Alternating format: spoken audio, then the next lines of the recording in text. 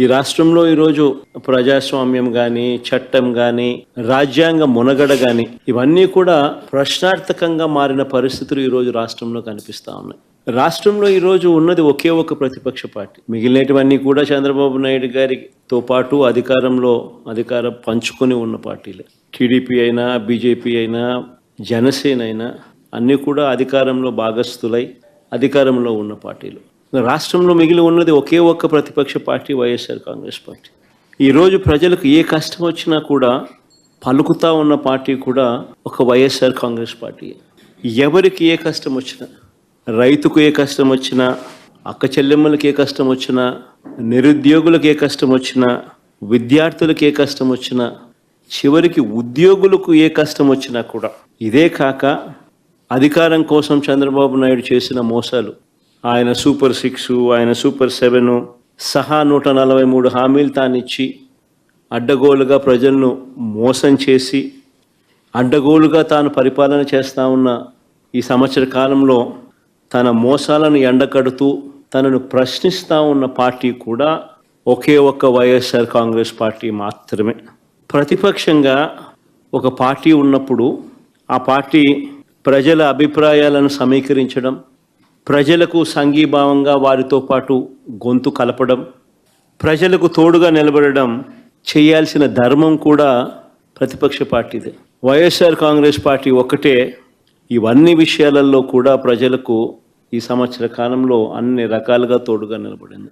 రైతు సమస్యలకు సంబంధించిన తాను ఎగరగొట్టిన రైతు భరోసా సొమ్మును డిమాండ్ చేస్తూ, రైతన్నలకు గిట్టుబాటు ధర రాని పరిస్థితిని రైతన్న తరపున లేవనెత్తుతూ, ఉచిత పంటల బీమాను తాను ఎత్తివేసిన పరిస్థితుల్లో తనను ప్రశ్నిస్తూ, సమయానికే ఇచ్చే ఇన్పుట్ సబ్సిడీని నీరుగార్చిన పరిస్థితుల్లో తనను ప్రశ్నిస్తూ, రైతుల సమస్యల మీద వైఎస్ఆర్సీపీ రాష్ట్ర వ్యాప్త ధర్నా కార్యక్రమానికి పిలుపునిచ్చి రైతులకు తోడుగా నిలబడింది.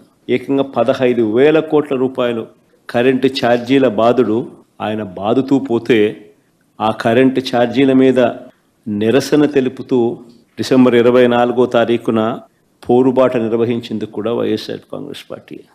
యువత పోరు పేరుతో ఆ పిల్లలకు తోడుగా ఉంటూ, ఈ హామీయే కాకుండా నిరుద్యోగ భృతి సంగతి ఏమిటి, సంవత్సరం గడిచిపోయింది, ఇస్తానన్నావు కదా 36,000 ప్రతి సంవత్సరం, దాని గతి ఏమిటి అని చెప్పి కూడా గట్టిగా నినదిస్తూ యువతకు తోడుగా ఉండి, జూన్ 4వ తారీఖున రాష్ట్ర వ్యాప్తంగా చంద్రబాబుకు చేసిన మోసాలను నిలదీస్తూ వెన్నుపోటు దినం కార్యక్రమం ద్వారా ప్రతి అసెంబ్లీ నియోజకవర్గంలో కూడా వేలాది మంది బాధిత ప్రజలతో కలిసి చంద్రబాబు నాయుడు గారు ఎగ్గొట్టిన సూపర్ 6, సూపర్ 7 హామీలనన్నీ కూడా ఎత్తి చూపిస్తూ ఈ ఎగ్గొట్టిన ఈ బాకీల సంగతి ఏమిటి, మీరిచ్చిన బాండ్ల సంగతి ఏమిటి అని చెప్పి గట్టిగా నిలదీస్తూ జూన్ 4వ తారీఖున వెన్నుపోటు దినం రాష్ట్ర వ్యాప్తంగా కూడా చేశాం. రీకాలింగ్ చంద్రబాబుస్ మేనిఫెస్టో అన్న పేరుతో బాబు ష్యూరిటీ, మోసం గ్యారంటీ అన్న నినాదంతో చంద్రబాబు నాయుడు గారు చేసిన మోసాలన్నీ కూడా ఎత్తి చూపిస్తూ ప్రజలను చైతన్యవంతులను చేస్తూ, చంద్రబాబు నాయుడు గారు ఇచ్చిన బాండ్లను ప్రజలకు మళ్ళీ ఒకసారి వాళ్లకు తెలియజేస్తూ, ఆ బాండ్లను తెలుగుదేశం పార్టీ నాయకులకు చూపిస్తూ, ఈ సంవత్సర కాలంలో బకాయిలను, సంవత్సర కాలంలో వీళ్ళకి ఇవ్వాల్సిన డబ్బులు ఎంత అని వాళ్ళే లెక్కేసుకుని చంద్రబాబు నాయుడు అడిగేట్టుగా, గత సంవత్సరాన్ని అడిగేట్టుగా ఈ సంవత్సరం ఎప్పుడు ఇస్తామని చెప్పి నిలదీసేట్టుగా చంద్రబాబు నాయుడు గారి మోసాలను ఎత్తి చూపుతూ, క్యూఆర్ కోడ్ వాళ్ళు డౌన్లోడ్ చేసుకుంటే చంద్రబాబు నాయుడు గారు గతంలో అన్న మాటలు, చంద్రబాబు నాయుడు గారు గతంలో ఇచ్చిన బాండ్లు, చంద్రబాబు నాయుడు గారి మేనిఫెస్టో, ఇప్పుడు చంద్రబాబు నాయుడు గారు చేస్తూ ఉన్న మోసం, చంద్రబాబు నాయుడు గారు ఎంత బాకీ ఉన్నాడు, చంద్రబాబు నాయుడు గారు మనకి ఎంత ఇవ్వాల్సింది అన్న అన్ని వివరాలతో ప్రజలే ఆ క్యూఆర్ కోడ్ను డౌన్లోడ్ చేసుకుని వాళ్ళ ఫోన్లలో ప్రజలే తెలుసుకుని చంద్రబాబు నాయుడు గారిని గ్రామ స్థాయిలో నిలదీసేట్టుగా ప్రజలను చైతన్యవంతులు చేసే కార్యక్రమం చేస్తూ ఉన్నాం. ఇలా మేము చేసే ప్రతి పని కూడా ఒక కాస్ అనేది, ప్రతి పనిలోనూ ఒక కాస్ కనిపిస్తుంది. విశాల ప్రజా ప్రయోజనాలు కనిపిస్తాయి.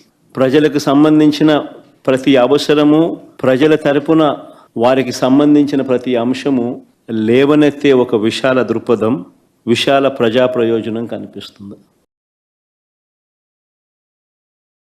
చంద్రబాబు నాయుడు ఎలాగూ చెయ్యడు అని చంద్రబాబు నాయుడుని ఎవరు కలవడంలా.